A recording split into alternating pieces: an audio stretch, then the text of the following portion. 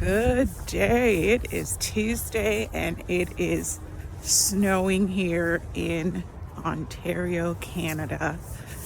I mean, it gets cold here really quickly, but I am so grateful for the snow. It's our first snowfall of the season, and I don't know, snow just makes everything better for me. The first few snowfalls, it's just beautiful. I don't know what it is about the snow. It just gets me in a really tranquil, calm, peaceful mood. But at the same time, I do have to be careful. If you hear that, that's like the ice underneath the snow. So if I'm walking, I gotta be super careful with that because I could slip. So that's how it is with the blessing that you are about to receive. It's beautiful, especially when it's new, it's exciting, it gets you all fuzzy inside and happy, but you gotta be careful that you manage the blessing properly, lest it destroys you. You don't want the blessing to destroy you. I'm going down a slight hill here. You don't want the blessing to destroy you, so you got to manage it. You got to steward it properly. So when we think of blessings that people did not manage properly, I think of a few characters, but the one that's coming to mind right now is King Saul. King Saul, when he was chosen, he was at first humble, and then he allowed it to get to his head. So you got to be careful when God blesses you. This is why he gives us time to prepare for the blessing. He gives us time to prepare for everything he's about to give us. The main way you prepare for the blessing is to meet with God every morning on a daily basis. This will help to establish your day and your weeks, months, and years ahead. Now let's talk about the blessing of having indoor plants. So if you look outside, there's snow everywhere on the ground, and yeah, it's everywhere. All the plants are covered with snow.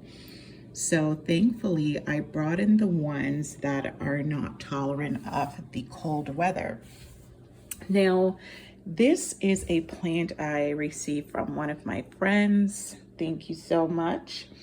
And it is a big leaf thyme plant. This was really full, and I did harvest this plant, but I left it out in the cold a little too long, and I didn't bring it inside on time, so I had to prune away, cut away some of the branches because they were just breaking off. They were brown and just dying.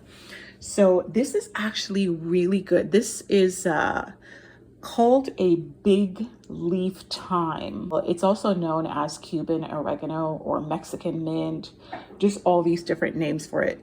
But this does taste like thyme, and there's so many benefits to this plant, but we'll get to that in another video. But what I really want to show you and talk about in today's video is not my coleus plant, but my Calamondin plant. I love this plant so much, so much.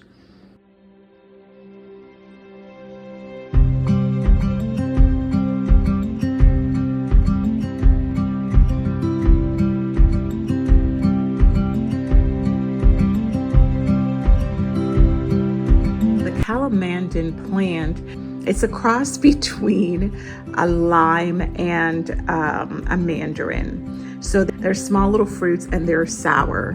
I'm going to take you through what stage it is in. So right here on the plant, you'll see these white flowers, these white little buds here.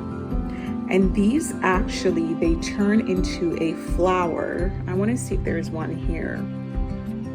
They open up into this really pretty flower. There was one I wanted to show you guys. I don't know if that fell off. I think it did. But it opens up, and here's one opening up right now.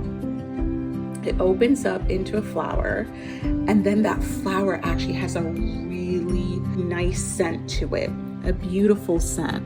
And then after it flowers, it turns into the little limes and it grows. So right now it's in its growth stage, and because we're in Canada, our weather is just way too cold. It can't tolerate the cold, so I can't leave it outside. So I bring it in every autumn to ensure the life of my plant.